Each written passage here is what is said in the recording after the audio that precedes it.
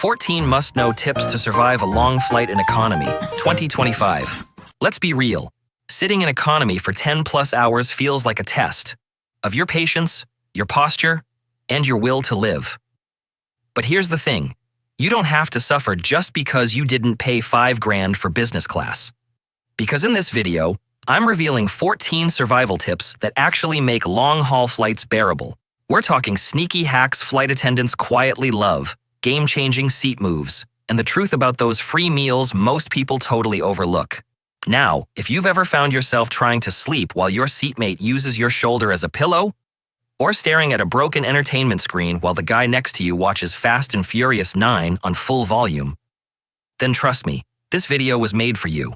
And make sure you stick around for tip number 14, because it explains why the aisle seat you think you want might be the exact one you regret. Let's get into it. Number 1. Pick the back row. Yes, really. Most travelers scramble to book seats near the front. Why? Because we've all been trained to think front equals better. But when it comes to long-haul economy survival, the back row might just be your secret weapon.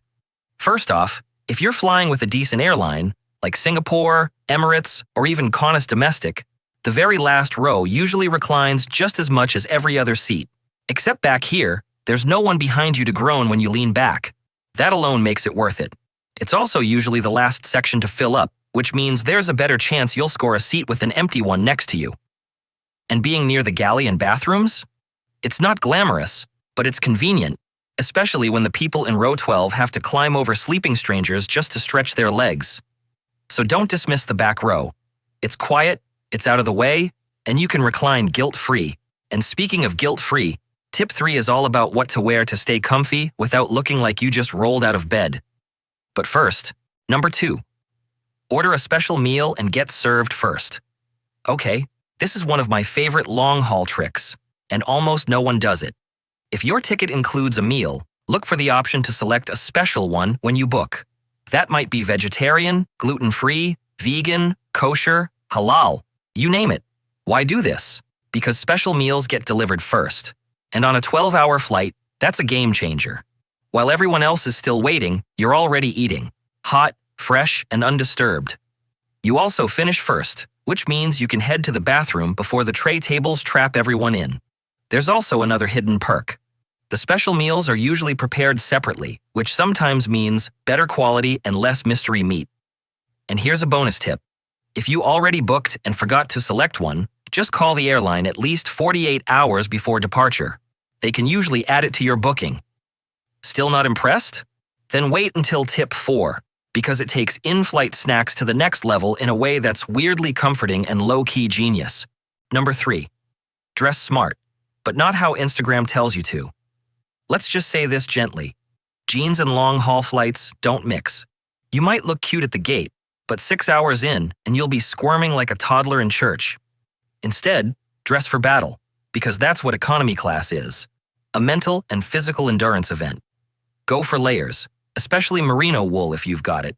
It breathes when you're hot, insulates when you're cold, and bonus, it doesn't smell. You can wear it for days, which, let's be honest, you might. Add a hoodie or light jacket you can ball up into a pillow, and yes, compression socks. They're not sexy, but neither are swollen ankles the size of grapefruits. Compression socks help with circulation, reduce your risk of clots, and make you feel way less like a bloated sack of air when you land. And here's the part people forget. Carry-on only? Wear your bulkiest items on the plane to save bag space. Just swap into your comfy gear before takeoff if you're shy about track pants at the airport. And while we're keeping things comfy, wait for tip 5, where we turn your phone into a personal in-flight cinema without breaking your neck or your budget. Number 4. Bring a widemouth thermos. Not a water bottle. Yes, you heard that right. That trendy collapsible water bottle? Leave it behind. What you actually want is a widemouth insulated thermos. Why? Because on long-haul flights, it's not just about staying hydrated, it's about staying sane. A thermos keeps your drinks hot or cold, holds way more than the tiny cups they hand out, and it's a lifesaver if your seatmate falls asleep and traps you from the drinks cart for 6 hours straight. Here's where it gets clever. You can use it to store water, and you can ask the flight attendant for hot water to make tea, soup, or even oatmeal mid-flight. Think about that. You've just leveled up from sad cracker snacks to a cozy warm meal at 30,000 feet. And if your airline won't fill it directly, no drama. Just pour your coffee or tea into it from the cup they give you. No spills, no scalded thighs, and your drink stays warm the entire movie. Speaking of movies, Tip 6 has a seatback screen trick most people don't even realize exists. But once you do, you'll never fly the same way again. Number 5. Save your favorite show for the plane and call it the tax rule. Ever heard of the tax rule? Probably not, because I made it up. But it works. Here's the idea. If you save something fun, like your favorite show, a new podcast, or a guilty pleasure snack, just for the flight, your brain starts associating the misery of economy with something oddly enjoyable. You're turning a chore into a treat. I don't watch certain shows at home anymore. I save them just for flights. That way, when I sit down and pop open my thermos, I've got Love is Blind queued up, a peppermint tea bag ready, and some TSA-friendly jerky or gummies within reach. It's weirdly comforting and makes the hours pass so much faster. And if you've ever tried watching something mid-flight while your phone keeps sliding down the tray table, Tip 6 will save your sanity and your neck. Number 6. Hack your tray table into a personal cinema. Holding your phone for 10 hours? Not happening. But most people don't realize how many ways you can turn your tray table into a mini movie theater. Here's a few genius options. Stick a pop socket on the back of your phone. It props it up just right. Use your sunglasses as a stand. Hang a clear plastic bag from the tray table latch and drop your phone inside. It's stable, hands-free, and airline approved. Or do the TikTok trick. Wedge the sick bag between your phone and its case and hook it over the tray.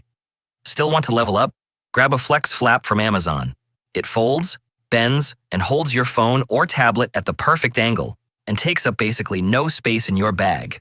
And while you're watching your in-flight binge fest, don't forget Tip 7. Because if your phone dies mid-season finale and the airline doesn't have power outlets, you'll wish you packed smarter. Number 7. Don't assume your seat has power. You'd think by 2025 every plane would have a charging port at every seat, right? Wrong. Economy power is still a bit of a gamble. Some planes have USB-A ports, some have full outlets, some have absolutely nothing. And even when they do exist, there might only be 2 outlets for every 3 seats, so you're either getting lucky or fighting for the plug. Here's how to stay in control. Bring a USB-A charging cable, not just USB-C or Lightning. Pack a small power bank, just in case your seat is the unlucky one. And if you want bonus points, bring a plug adapter that can handle both USB-C and USB-A. Nothing ruins a flight like your phone dying mid-episode while you're stuck in a middle seat next to a stranger eating tuna salad. And speaking of bad seats, Tip 8 is all about how to protect yourself from the dreaded broken screen, tight row, or no recline nightmare before you even board. Number 8. Seat Guru before you seat suffer. Here's a secret tool that most people still don't use, but every frequent flyer swears by: SeatGuru.com. Before you check in, type in your flight number.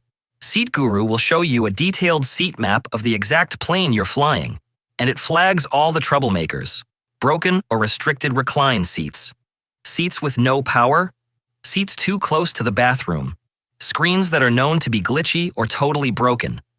It even shows you where the lavatories and power outlets are, so you're not surprised mid-flight when the perfect window seat you booked is actually pinned between 2 lav doors and a crying toddler.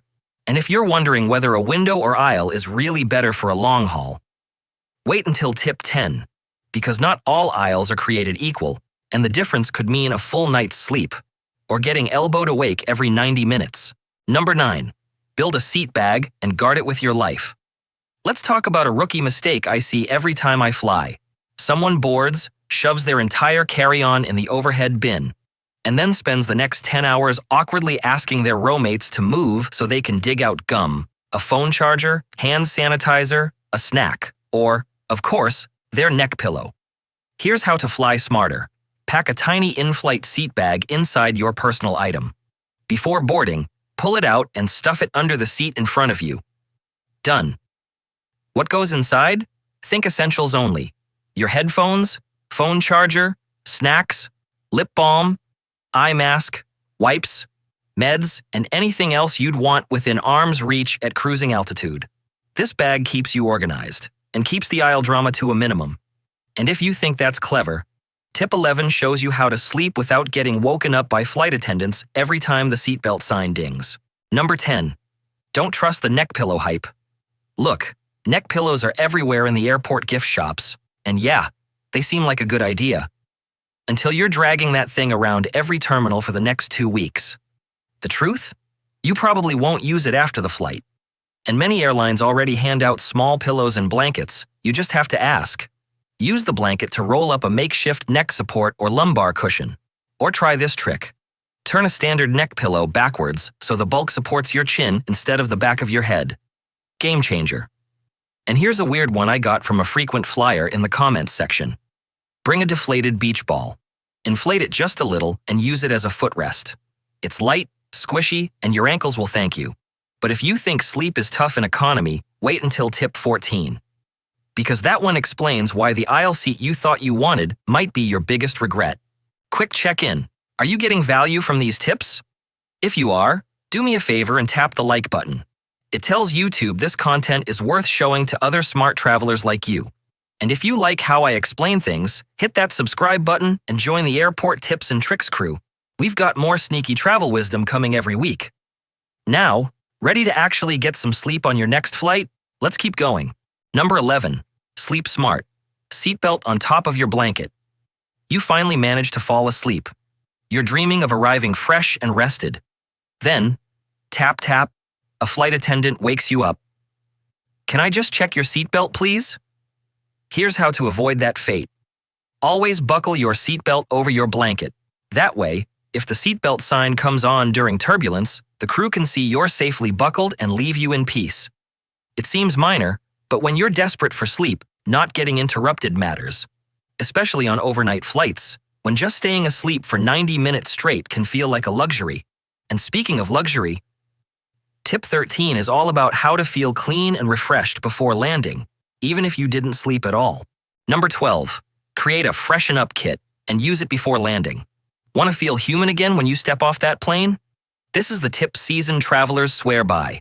Pack a tiny Freshen Up Kit and use it during that last 30 to 60 minutes of the flight. Here's what's inside mine. Travel toothbrush plus toothpaste. A couple of face body wipes like Degree or Neutrogena. Lip balm, hand cream, and facial moisturizer. And yes, if you're a female, a change of underwear or a panty liner if you're not up for full bathroom gymnastics. Airplane air is dry as a desert. The humidity is lower than the Sahara.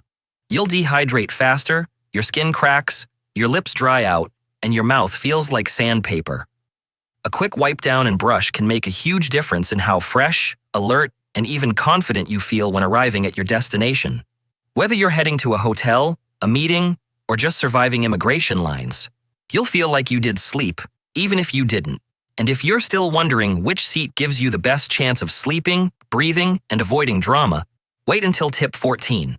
Because we're about to destroy one of the most common assumptions travelers make when booking their seat. Number 13. Don't trust the free drinks trap. When the flight attendant offers you wine or whiskey for free, it's tempting to say yes. But here's the truth. Alcohol hits harder at altitude, and it dehydrates you twice as fast. That one drink you'd normally handle just fine? On a plane, it can mess with your sleep, dry out your skin, and leave you groggy or headachy when you land. And trust me, you don't want to navigate a new airport in a half-dazed zombie state. If you really want to feel good at your destination, stick to water, peppermint tea, or electrolyte powder you packed in your seat bag. And hey, save the cocktail for the hotel lounge when you've actually survived the flight. But speaking of survival, let's get to the real survival tip, the one most people never think through. Number 14. Not all aisle seats are created equal. You finally scored that coveted aisle seat. You're feeling good, extra leg stretch, easy bathroom access, until your seatmate wakes you up again and again, climbing over you like you're part of the in-flight obstacle course. Here's what no one tells you.